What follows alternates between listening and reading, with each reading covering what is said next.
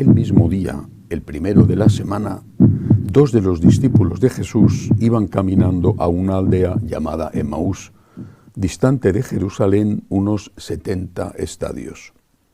Iban conversando entre ellos de todo lo que había sucedido.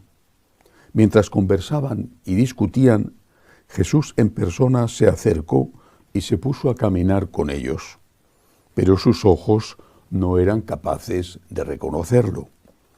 Él les dijo: ¿qué conversación es esa que traéis mientras vais de camino? Ellos se detuvieron con aire entristecido, y uno de ellos, que se llamaba Cleofás, le respondió: ¿eres tú el único forastero en Jerusalén que no sabe lo que ha pasado estos días? Él les dijo: ¿qué? Ellos le contestaron: lo de Jesús el Nazareno, que fue un profeta poderoso en obras y palabras ante Dios y ante todo el pueblo. ¿Cómo lo entregaron los sumos sacerdotes y nuestros jefes para que lo condenaran a muerte y lo crucificaron? Nosotros esperábamos que él iba a liberar a Israel, pero con todo esto ya estamos en el tercer día desde que esto sucedió. Es verdad que algunas mujeres de nuestro grupo nos han sobresaltado, pues habiendo ido muy de mañana al sepulcro y no habiendo encontrado su cuerpo, vinieron diciendo que incluso habían visto una aparición de ángeles que dicen que está vivo. Algunos de los nuestros fueron también al sepulcro y lo encontraron como habían dicho las mujeres, pero a él no lo vieron. Entonces él les dijo: qué necios y torpes sois para creer lo que dijeron los profetas. ¿No era necesario que el Mesías padeciera esto y entrara así en su gloria? Y comenzando por Moisés y siguiendo por todos los profetas, les explicó lo que se refería a él en todas las Escrituras. Llegaron cerca de la aldea a donde iban, y él simuló que iba a seguir caminando. Pero ellos lo apremiaron, diciendo: quédate con nosotros, porque atardece y el día va de caída. Y entró para quedarse con ellos. Sentado a la mesa con ellos, tomó el pan, pronunció la bendición, lo partió y se lo iba dando. A ellos se les abrieron los ojos y lo reconocieron, pero él desapareció de su vista. Y se dijeron el uno al otro: ¿no ardía nuestro corazón mientras nos hablaba por el camino y nos explicaba las Escrituras? Y levantándose en aquel momento se volvieron a Jerusalén, donde encontraron reunidos a los 11 con sus compañeros, que estaban diciendo: era verdad, ha resucitado el Señor y se ha aparecido a Simón. Y ellos contaron lo que les había pasado por el camino y cómo lo habían reconocido al partir el pan. Palabra del Señor. Gloria a ti, Señor Jesús. Seguimos dentro de la octava de Pascua. Cada día vemos una de las apariciones de Cristo resucitado. Todas ellas coinciden en lo mismo: Cristo de verdad resucitó y los testigos dieron fe de ello. Pero cada una también tiene un mensaje, un añadido diferente que enriquece este hecho histórico.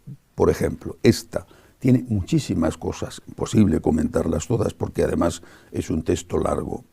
Lo primero es que estos dos no son apóstoles, no son de los, en ese momento dice después al final de la lectura, los 11, porque ya Judas no estaba, no son apóstoles, son del grupo mucho más amplio de los discípulos.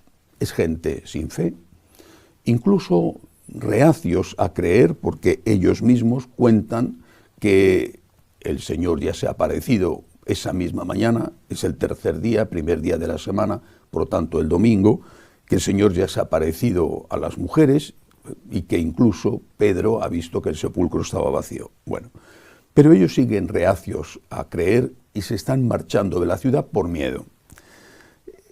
Sin embargo, son dos. Entre ellos seguramente había una buena relación, están huyendo juntos, son dos. Esto es bastante significativo porque el Señor había dicho, lo cuenta San Mateo en capítulo 18, versículo 20, había dicho: donde 2 o 3 están unidos en mi nombre, yo estoy presente en medio de ellos. Por tanto, es una aparición de Cristo resucitado en medio de los discípulos. Esta frase, en medio de, se va a repetir varias veces cada vez que se narren los relatos de las apariciones del resucitado. En medio de los discípulos.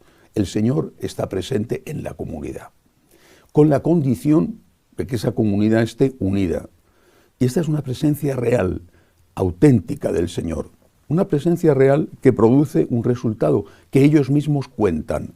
Dicen, cuando ya se quedan solos y cuando después van a ver a los apóstoles, que mientras que el Señor estaba con ellos, su corazón ardía. Sentían que se llenaba de gozo, de esperanza, de fuerza. Una característica de la presencia del Señor en medio de los discípulos. Te da paz, te da alegría y te da fuerza. Esto es mucho más imprescindible hoy que antes, porque nos sentimos con mucha frecuencia solos, nos sentimos agotados y también desanimados. Si estamos con el Señor, si estamos con el Señor resucitado, si estamos con Cristo presente en medio nuestro, tendremos fuerza. Es la comunidad la que nos sostiene. Solos somos más débiles, más frágiles, solos somos más fácilmente atacados por el demonio. La comunidad nos sostiene, pero hay que pagar el precio de la comunidad.